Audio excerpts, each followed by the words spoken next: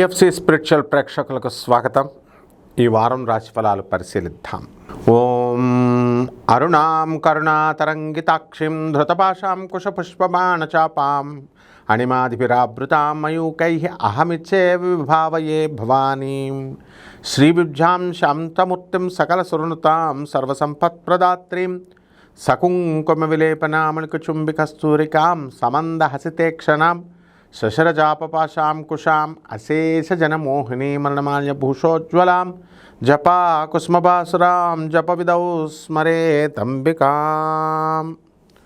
ఓం శ్రీ బెజవాడ కనకదుర్గాదేవ్యై నమః. శ్రీ దుర్గామల్లేశ్వరాభ్యాం నమః. శ్రీ రాధాకృష్ణాభ్యాం నమః. మనకి ఈ వారంలో ఉండేటటువంటి గ్రహ స్థితిగతులు ఏ విధంగా ఉంటాయో మనం చూద్దాం. ముందుగా బుధుడు మనకి జూన్ 22వ తేదీ 2026 సంవత్సరం వరకు కూడా మిథున రాశిలో ఉంటాడు.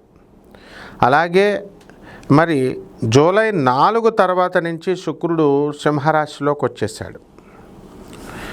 అలాగే రవి మనకి ఈ వారంలో జూలై 16కి రవి కర్కాటక రాశిలో ఉంటాడు.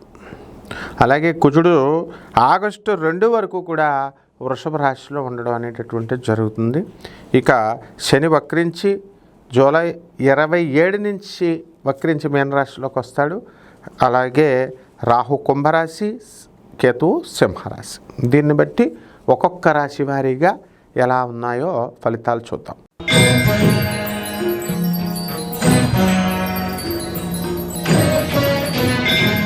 కుంభరాశి. ఈ కుంభరాశి వారికి అందరికీ కూడా ఏలినాటి శని జరుగుతుంది. జన్మంలో ఉన్నటువంటి రాహు మీ ఏకాగ్రత మీద దెబ్బ కొట్టడం అనేటటువంటిది జరుగుతుంది.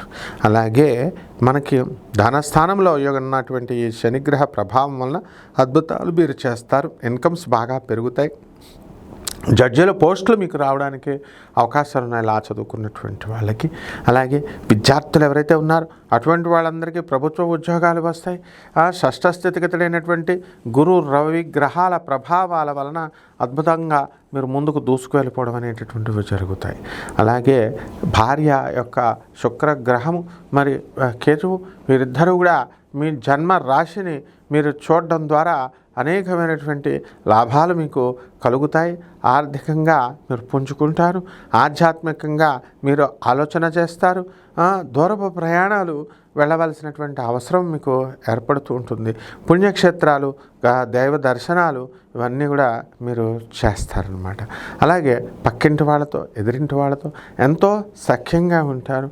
అలాగే కుంభరాశి వారికి అసలు అప్పుల బాధతో మేము బాధపడుతున్నాం రా బాబు అనుకుంటే దానికి ఎడిషనల్గా మీకు అందరూ కూడా కొంతమంది స్త్రీలతో మీకు పరిచయాలు ఏర్పడడం అవకాశాలు ఉంటాయి. అలాగే మీ చిన్ననాటి మిత్రులు, ముఖ్యంగా ఆడవాళ్ళు మీకు మళ్ళీ తిరిగి ఫోన్లు చేయడము, పరిచయం అవ్వడము, షాపింగ్లకు మీరు వెళ్ళడము, అలా రీయూనియన్ల పేరుతో మళ్ళీ కలుసుకోవడాలు ఇలాంటివి జరగడానికి కొంతమందికి అవకాశాలు ఉంటాయి.